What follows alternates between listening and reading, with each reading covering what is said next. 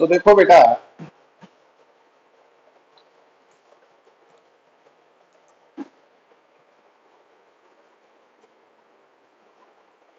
हमको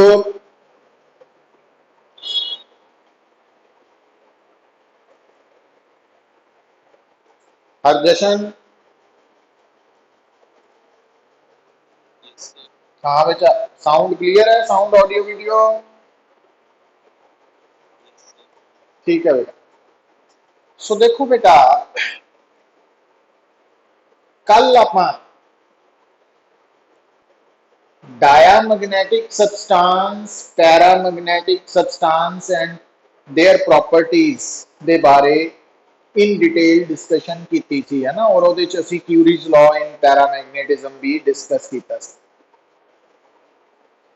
तो जो बेटा डाया एंड पैरामैग्नेटिक सबस्टांसिस है, तो ਉਹਨਾਂ ਦਾ ਬਿਹੇਵੀਅਰ ਇੱਕ ਦੂਸਰੇ ਦੇ ਐਗਜ਼ੈਕਟਲੀ ਆਪੋਜ਼ਿਟ ਹੈ, ਉਲਟ ਹੈ ਨਾ। ਇਹ ਸਾਰਾ ਅਸੀਂ ਆਬਜ਼ਰਵ ਕੀਤਾ ਸੀ। ਪਰ ਹੁਣ ਆਪਾਂ ਜੋ ਥਰਡ ਕੈਟੇਗਰੀ ਬਾਰੇ ਸਟੱਡੀ ਕਰਨੀ ਹੈ ਨਾ, ਉਹ ਹੈ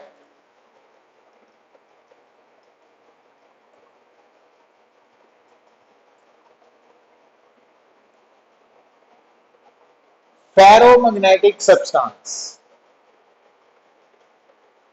तो एक्चुअली बेटा जो फेरोमैग्नेटिक सब्सटेंस है या फेरोमैग्नेटिक सब्सटेंसेस है रादर,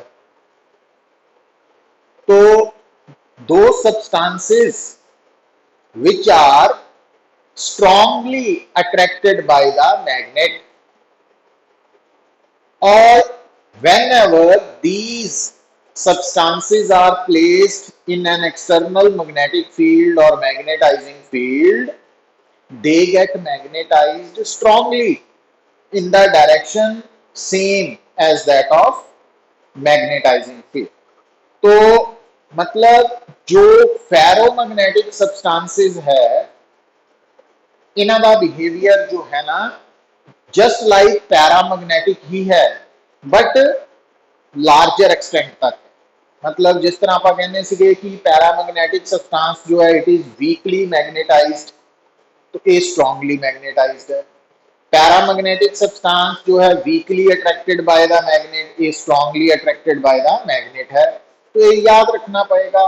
और फेरोमैग्नेटिक सब्सटेंसेस दे विच स्टील है, कोबाल्ट है, निकल है, आयरन है। तो ये फेरोमैग्नेटिक सब्सटेंसेस दी एग्जांपल्स है जो थानू याद रखनियां पैणगियां, क्योंकि बेटा कई बार जो क्वेश्चन है ना वो एग्जाम्पल के उपर बेस्ड आ जाता है। तो अगर अपन एग्जाम्पल्स याद होंगियां तो असी उतों ये पहचान कर सकते हैं कि ये जड़ा गिवन सबसटेंस है ये डाया है कि पैरा है कि फेरो है। इस करके थानू जो different dia, para and ferromagnetic substances है ना, तो इन्हां दी एग्जाम्पल्स भी याद रखनियां पैणगियां, है ना। तो अदरवाइज नहीं तो मुश्किल हो जाती है।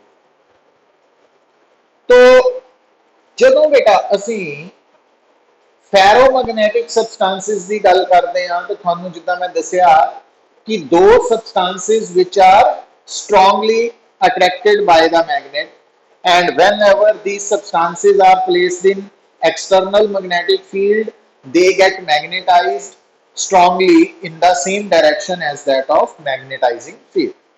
तो ਇਹਦਾ मतलब ये ਜਿਹੜੇ substances है ना, इन्हां दी जो magnetic susceptibility है वो एक तो पॉजिटिव है बेटा, एंड दूसरा वेरी लार्ज है क्योंकि स्ट्रांगली मैग्नेटाइज्ड होंगे है ना, इस करके वेरी लार्ज है। और इस कारण करके बेटा जो म्यू आर की वैल्यू है वो मच ग्रेटर देन 1 है। मतलब जो पैरामैग्नेटिक सबस्टांसेस है ना उन्होंने म्यू आर भी ग्रेटर देन 1 है, बट वो वैल्यू जिस तरह 2 3 4 5 6 इस ऑर्डर की है ना, रेंज की है, बट इस रेंज की है। बट जो असी फेरोमैग्नेटिक सबस्टांसेस की गल करते हैं तो म्यू आर की वैल्यू 300 400 500 एंड सो ऑन, है ना। तो इस ऑर्डर की है 1000। तो इट मीन्स म्यू की value much greater than mu naught. तो ये पॉइंट्स याद रखना ना। ਇਹਦਾ मतलब की हो गया कि जो मैग्नेटिक फील्ड लाइंस है ना, तो वो प्रेफर कर दिया to pass through ferromagnetic substance.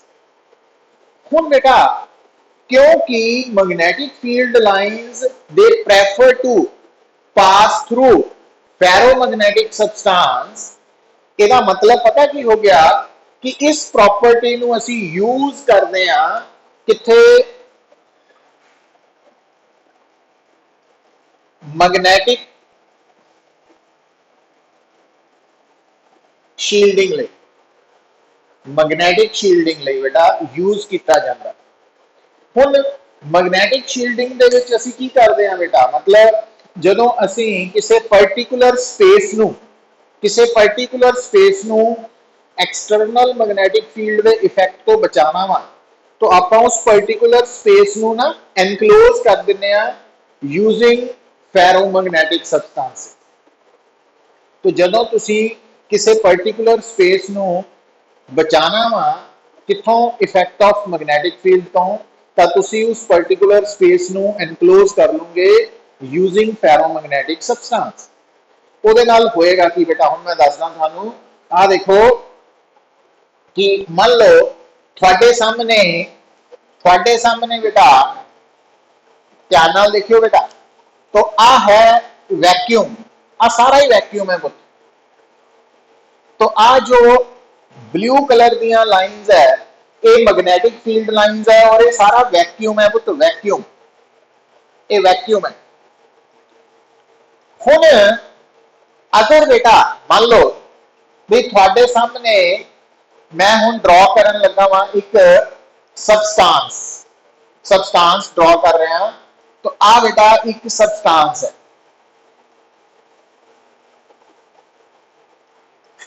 हुण आ जिहड़ा सबस्टांस है, तो हुण ये जिस जगह पे प्लेस्ड है उत्थों मैग्नेटिक फील्ड लाइंस पास कर रही हैं। हुण अगर असीं चाहते हैं कि मैग्नेटिक फील्ड लाइंस सबस्टांस वाली जगह तो हट जान, पास ना करन, तो असी बेटा की करांगे, इस सबस्टांस के आले दुआले तुसी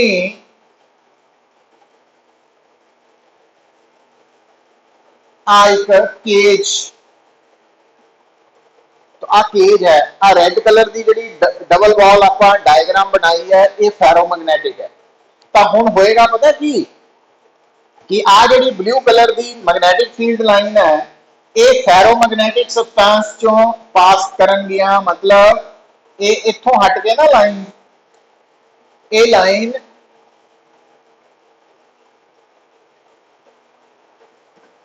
और आ वाली लाइन भी अपना रास्ता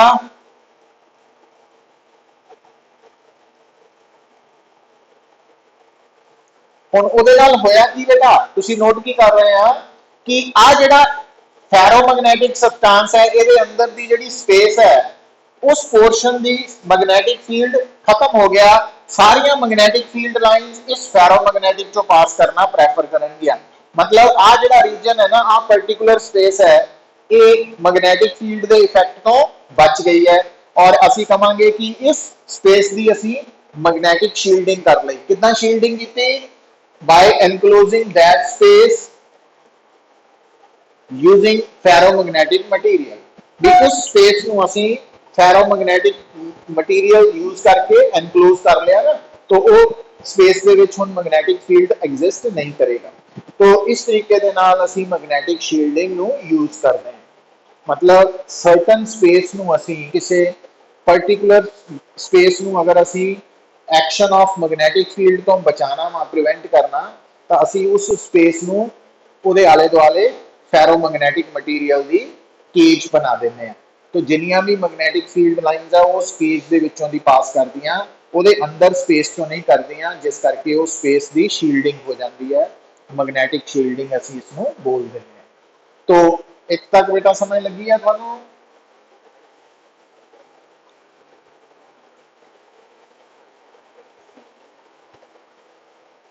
तो हुण बेटा नैक्सट है, जदों तुसी बेटा गल करदे आ फेरोमैग्नेटिक सबस्टांसिस दी, याद रखना तुसी कि जिस तरह असी डायामैग्नेटिक सबसटेंस के बारे बेटा गल की सी कि डायामैग्नेटिक सबसटेंस की जिहड़ी मैग्नेटिक ससैप्टेबिलिटी है वो इंडिपेंडेंट ऑफ टैंपरेचर सी, है ना। फिर आपां गल की कि जिहड़ा पैरामैग्नेटिक सबसटेंस है उसकी जिहड़ी मैग्नेटिक ससैप्टेबिलिटी है वो inversely proportional to its temperature है।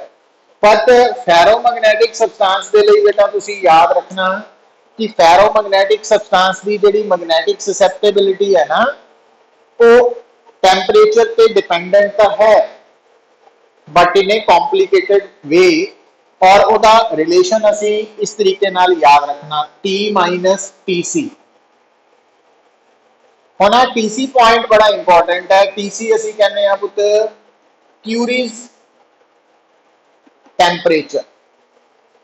और ये जो टैंपरेचर है ना क्यूरीज टैंपरेचर TC ये बड़ा इंपॉर्टेंट है। ध्यान नाल सुनियो पुत्र कि हर फेरोमैग्नेटिक सबसटेंस का एक पर्टिकुलर TC है, क्यूरीज टैंपरेचर है, बट डिफरेंट फेरोमैग्नेटिक सबसटेंसेस दे TC की वैल्यू डिफरेंट है। जिहड़ा TC है ना क्यूरीज टैंपरेचर ਇਹਦੀ वैल्यू आयरन ਦੇ ਲਈ for iron TC approximately 1047 kelvin के करीब है ना, 1047 केल्विन के करीब है। तो जो बेटा कोबाल्ट है, निकल है, स्टील है, ये भी तो फेरोमैग्नेटिक सबसटेंसेस ही है। तो इन्हां दे TC की वैल्यू डिफरेंट है। तो हम तुसी कहोगे ये TC है की है, क्यूरीज टैंपरेचर नो डाउट ਇਹਦਾ नाम है और ਇਹਦੀ वैल्यू फेरोमैग्नेटिक सबसटेंस गिवन फेरोमैग्नेटिक सबसटेंस ਲਈ ਤਾਂ ਫਿਕਸਡ ਹੈ बट डिफरेंट फेरोमैग्नेटिक सबसटेंसेस ਦੇ TC ਦੀ वैल्यू डिफरेंट है। ਇੱਥੇ तक ਤਾਂ ਗੱਲ क्लीयर है। फिर ਆਪਾਂ ਕਹਿੰਦੇ ਇਹਦਾ सिग्नीफिकेंस की है। सिग्नीफिकेंस ये है ਜਿਹੜੀ ਗੱਲ ਤੁਸੀਂ याद रखनी है ना बेटा वो ये है कि कोई भी जड़ा फेरोमैग्नेटिक सबसटेंस है ना वो बेटा above its Curie's temperature paramagnetic convert हो जाता। मतलब अगर थोड़े सामने एक पीस ऑफ आयरन है, पीस ऑफ आयरन है, तो अगर उस आयरन का टैंपरेचर 1047 केल्विन तो घट है ना, अगर थोड़े कोल जिहड़ा पीस ऑफ आयरन है ना अगर उसका टैंपरेचर 1047 केल्विन तो घट है तब तक तो वो थोड़ा आयरन फेरोमैग्नेटिक सबसटेंस है। पर जिदा ही थोड़े उस आयरन का टैंपरेचर 1047 या उस तो ज्यादा हो गया, हुण 1047 केल्विन की है आयरन का क्यूरीज टैंपरेचर है। मतलब जदों किसी फेरोमैग्नेटिक सबसटेंस का टैंपरेचर क्यूरीज टैंपरेचर के इक्वल या अबव हो जाता then that ferromagnetic substance becomes paramagnetic substance, then that becomes paramagnetic substance। तो ये गल भी याद रखनी है। अच्छा तो इनू भुलना नहीं, पर इदा क्यों होंदा बेटा ਉਹਦੇ बारे भी आप थोड़ा जा डिस्कस जरूर करांगे। बट क्यूरीज टैंपरेचर जो टर्म है वो फेरोमैग्नेटिक सबसटेंस के नाल लिंक्ड टर्म है और इसका मीनिंग की है कि कोई भी ferromagnetic सबसटेंस at its Curies temperature or above becomes paramagnetic substance। ये गल भुलनी नहीं है। तो जदों उसका टेंपरेचर फिर बिलो होंदा Curies temperature तो again that becomes ferromagnetic substance। तो इदा याद रखना पुत्र। हुण जो magnetic susceptibility of फेरोमैग्नेटिक सबसटेंस है उसका टैंपरेचर के नाल रिलेशन है और शर्त यह है कि ये टैंपरेचर जो T है ना ये ग्रेटर दैन TC है, ग्रेटर दैन TC है। उस कंडीशन लिए ये है और इस लॉ नू बेटा असी कह दिंदे आ क्यूरीज वीज लॉ। और ये लॉ मैग्नेटिक ससैप्टेबिलिटी दी वेरिएशन विद टैंपरेचर दसदा बट किहदे लई सिर्फ फेरोमैग्नेटिक सबसटेंस लई। इनू नोट कर लेना। नाउ हुण अगर बेटा सानू कोई पूछे कि जो फेरोमैग्नेटिक सबस्टांस है उसकी जो मैग्नेटिक ससैप्टेबिलिटी है, हुण गल नूं सुनियो पुत, तुहानू याद होएगा कि आपां कल variation of magnetic susceptibility of diamagnetic substance with magnetizing field H ते variation of magnetic susceptibility of paramagnetic substance with H, ये दो ग्राफ्स प्लॉट कीते सी। तां नोट कर लो बेटा, जे कल मिस किया वा तो अज भी याद किया जा सकता कि जिहड़ा डायामैग्नेटिक सबस्टांस है ना बेटा, डायामैग्नेटिक सबस्टांस, दूजा है पैरामैग्नेटिक सबस्टांस और तीजा आ गया थोड़े सामने फेरोमैग्नेटिक सबस्टांस। डायामैग्नेटिक सबस्टांस की जो मैग्नेटिक ससैप्टेबिलिटी है विद एच, एच दे नाल कितना वेरी हुंदी है, कांस्टेंट है, वो चेंज नहीं हुंदी है ना। पैरा दी भी एच दे नाल चेंज नहीं हुंदी, कांस्टेंट रहिंदी है, ध्यान दियो। बट फेरोमैग्नेटिक सबस्टांस की मैग्नेटिक ससैप्टेबिलिटी एच दे नाल वेरी हुंदी है, कितना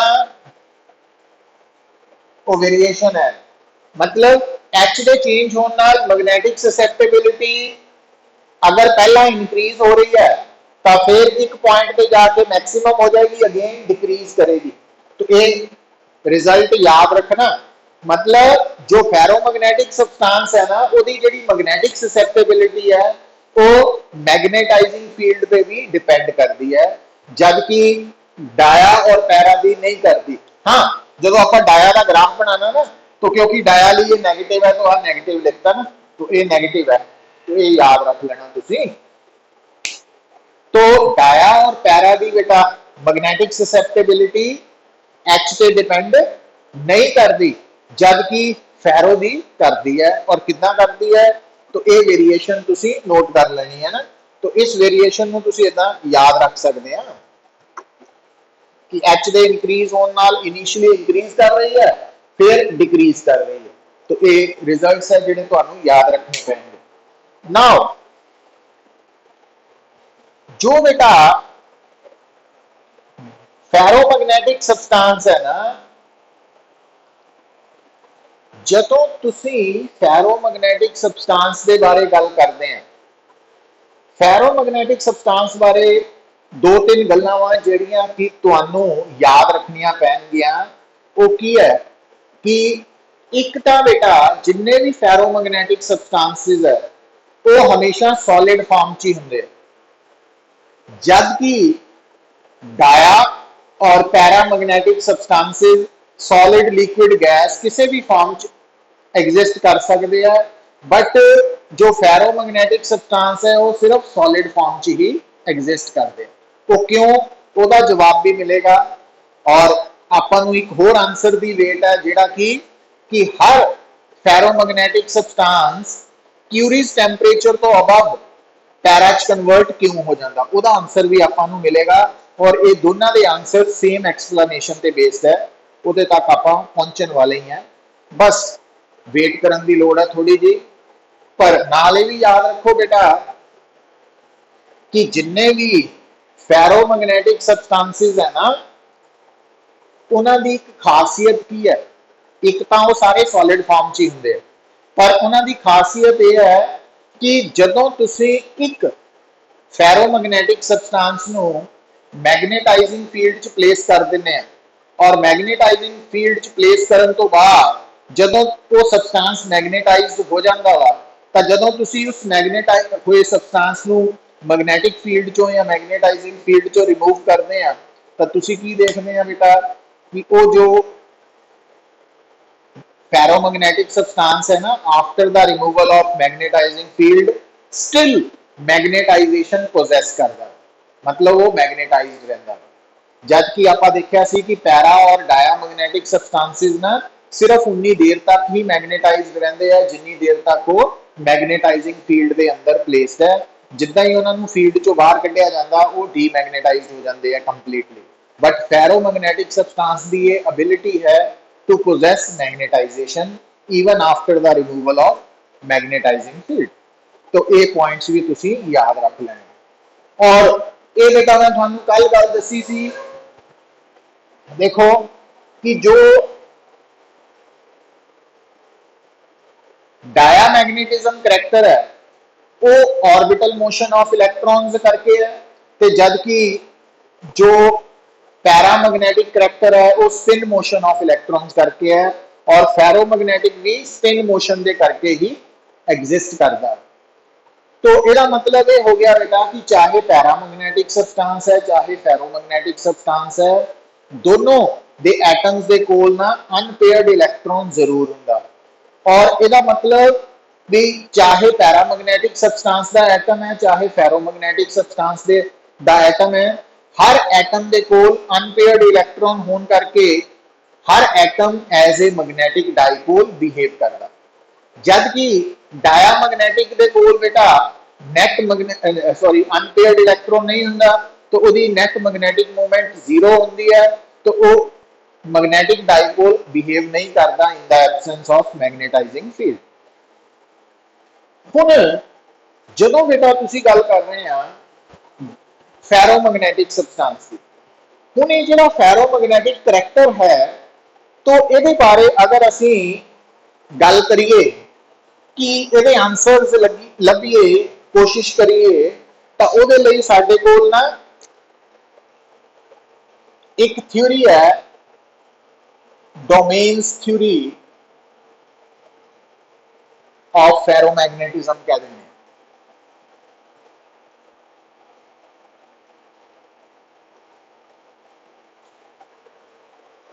डोमेन्स थ्योरी ऑफ फेरोमैग्नेटिज्म। हुण ये जिहड़ी थ्योरी है, तो ये बारे आपां जस्ट बेसिक आइडिया डिवेलप करना। देखो बेटा, जो पैरामैग्नेटिक सब्सटेंस है और फेरोमैग्नेटिक सब्सटेंस है, ਉਹਦੇ ਵਿੱਚ सिमिलैरिटी की है कि दोनों के एटम्स के कोल अनपेयर्ड इलैक्ट्रॉन है। दूजा, दोनों के atom as a magnetic dipole behave करते हैं। और फर्क की है? फर्क यह है कि paramagnetic substance liquid gas solid किसी भी फॉर्म च हो सकता, जबकि फेरो सिर्फ सॉलिड फॉर्म च होंदा। और दूसरा डिफरेंस ये है कि पैरामैग्नेटिक सब्सटेंसेस वीकली मैग्नेटाइज्ड है, फेरोमैग्नेटिक स्ट्रांगली मैग्नेटाइज्ड होंगे हैं। फिर यह भी फर्क है कि जो फेरोमैग्नेटिक सब्सटेंस है उन्होंने जदों असी मैग्नेटाइजिंग फील्ड च रख के मैग्नेटाइज्ड करते हैं, तो फिर उस तो बाद अगर आप मैग्नेटाइजिंग फील्ड चो हटा भी लैने, रिमूव भी कर लैने, ईवन दैन वो मैग्नेटाइजेशन पोजैस करता। जबकि पैरामैग्नेटिक सब्सटेंस सिर्फ उन्नी देर तक ही मैग्नेटाइजेशन पोजैस करेगा जिन्नी देर तक वो मैग्नेटाइजिंग फील्ड के अंदर प्लेस्ड है।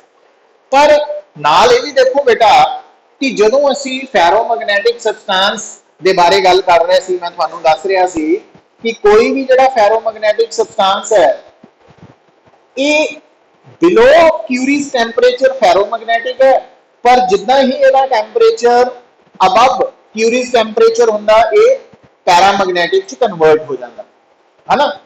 तो हुण ये सारे पॉइंट्स जिहड़े है इन्हां दे आंसर्स सानू डोमेन थ्योरी तो मिल जाते हैं।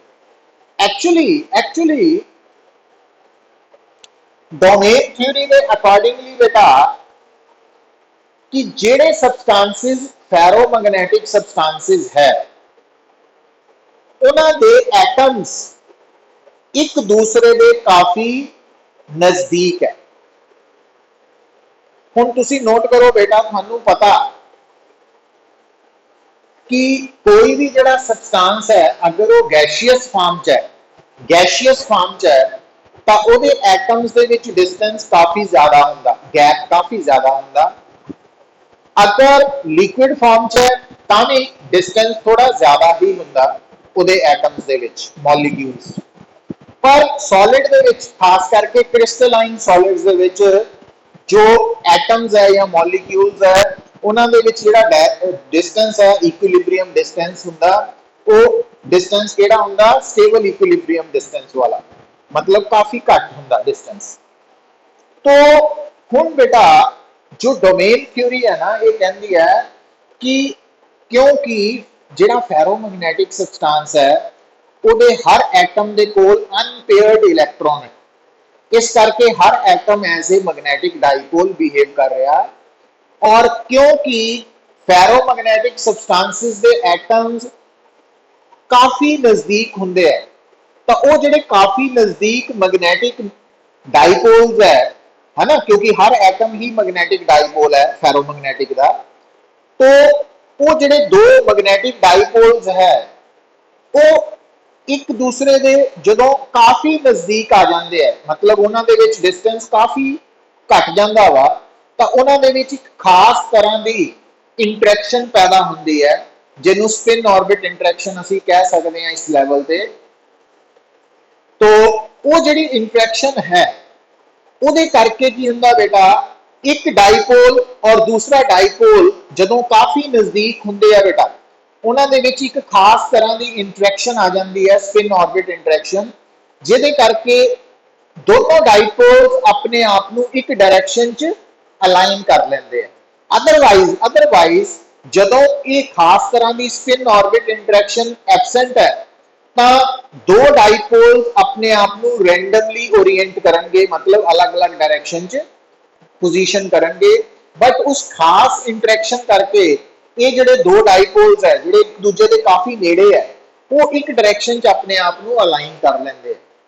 तो ये जिहड़ी खास तरह की इंटरैक्शन कदों पैदा होंदी है, जदों काफी डिस्टेंस घट हुंदा, और काफी डिस्टेंस घट होने के चांसेस सॉलिड फॉर्म च ही है, क्योंकि लिक्विड और गैस के विच तां एटम्स काफी दूर होंदे हैं।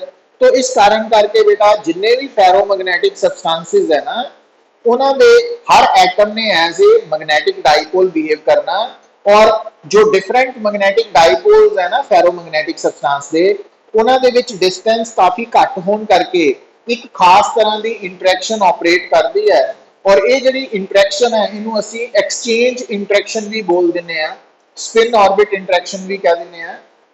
तो इस इंटरैक्शन के करके ये जिहड़े डाइपोल्स है पैरामैग्नेटिक च वो डाइपोल्स रैंडमली ओरिएंटेड होंगे है, बट फेरोमैग्नेटिक दे विच वो डाइपोल्स अपने आप को एक डायरैक्शन च अलाइन कर लेंगे। तो हुण हुंदा ये है बेटा कि ये जिहड़ी इंटरैक्शन है ना, जदों असी फेरोमैग्नेटिक सबस्टांस का टैंपरेचर इंक्रीज करते हैं, तो क्यूरीज टैंपरेचर पे पहुंच के ये जिहड़ी इंटरैक्शन है खत्म हो जाती है, तो ये एग्जिस्ट होना बंद हो जाती है। तो इस कारण करके जिहड़े डाइपोल्स है वो फिर रैंडमली ओरिएंट हो जाते हैं, तो अपने आप को रैंडमली अलाइन कर लेंगे हैं, मतलब फेरोमैग्नेटिक सबस्टांस पैरा च कन्वर्ट हो जाता। तो इस गल नूं हुण मैं तुहानूं डायग्राम के बिहाफ से एक्सप्लेन करदा वां, बट